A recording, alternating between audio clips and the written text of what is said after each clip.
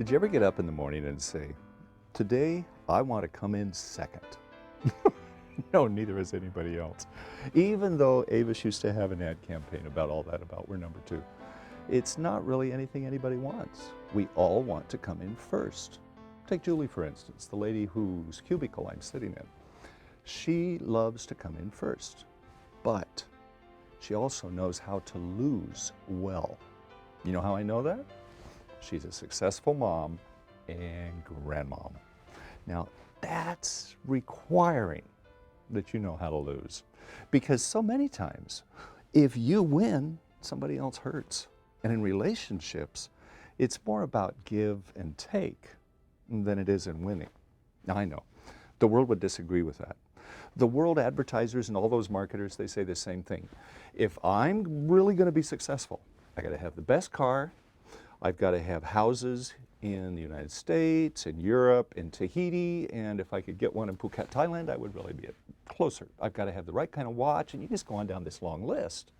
I even have to be able to eat the most pizza the fastest. We're all about being number one. But I want to tell you a story that may change how you think about that. It's the story of a young bicycle racer. She's a mountain biker. In fact, she is one of the most successful mountain bike racers in the United States of America. For 2 years, when she was in the women's expert class, that means just underneath pro, she was number one in the United States. She was the champion. She was first in women's expert mountain bike racing. I've been with her when she was coming down Snowmass Mountain in Colorado. First on the podium, cheering, everybody's cheering. Well, then they said, all right, 2 years in first, it's time that you move to pro. So she became pro women's mountain bike racer number 58 out of 58. She went from one all the way down to the very bottom, and then she had to claw her way back up. 6 months in, she was number 12, I think it was, working towards number one. She knew that if she succeeded in one very special race down in Southern California, that she could be in the top 5. All she had to do, she knew, was keep those 2 Olympic racers in her sights all day. She raced harder than she'd ever raced in her life. She could still see their helmets. And it's one of those things, if you've been in mountain bike racing, they'll have guys on the course and experts and amateurs and everybody else, and they're all racing together. In this case, they're way up the side of a ski mountain, all the way back down again. And she's on her second time around. Clear up at the top. She can still see number 1 and 2 in the United States, the Olympians. They're right there. She's going to be able to come in third if she just keeps this thing going. And if she gets third, she's going to be 5th. This is just so cool. She is just so pumped. She comes around a giant pine tree, skids a little bit, and in front of her, off the trail, is a young girl who's an amateur, probably 19, 20 years old. She has crashed her bike into that pine tree. Hard.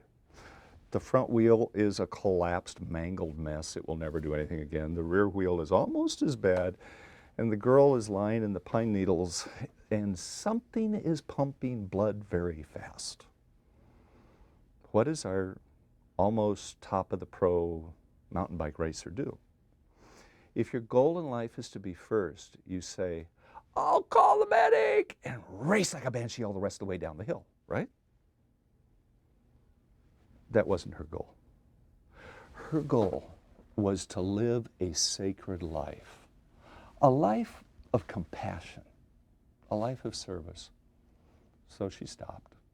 She swung her bike over to the side, tossed it off the trail, grabbed the girl's bike, threw it off the trail, sat down with her, made a tourniquet out of a sock, and in a few minutes, she had her arms around the girl, and together they were crying their way down the slope to first aid. She's not going to win anything today. Halfway down, they came across a young boy who was one of the racers who had also tumbled somewhere and just absolutely destroyed his bike and his body and broken something, arm. And so now the 2 of them are holding him, and the 3 of them are stumbling down the mountainside. They finally get to the first aid booth, which is right at the finish line. And our racer hung her head, gave away her 2 charges, turned around, hiked back up the hill. She gets all the way back up to her bicycle. She's now 20 minutes behind the winners. This isn't even worth doing anything with. But she's the kind of girl who is going to finish what she started.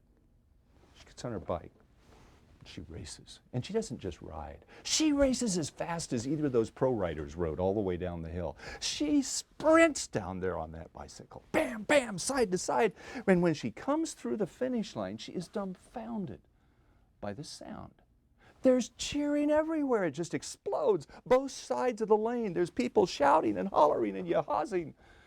And she comes across the line. The announcer is saying, "And now coming," and then the horn blows. And they come and get her in her filthy kit and put her on the top step of the podium with 2 Olympic riders, 1 on each side, step 2, step 3. And everybody at the race cheers because they all know Joy won that day. That's a true story. And her name is Joy. And everything in her life says compassion, service, kindness, care. At Adventist Health, we get to meet human need with love. We don't sprint by. We celebrate. When the Apostle Paul was writing to the people at Colossians, he said, give God a chance. You know what he wants to do? He wants to take all of your pride, power, and greed away and replace it with compassionate service, because he wants to change the world with you. Now, I have an assignment for you today. I want you to go down to the gift shop, wherever it is around your facility, and if there's no gift shop, go to the front desk because the secretary there's got something for you. You're going to find some good prices on balloons. I want you to find a balloon, 1, 2, no more than 3, and I want you to take that balloon, those balloons, and give them to people you know are compassionate servants. It's your opportunity to spread some joy.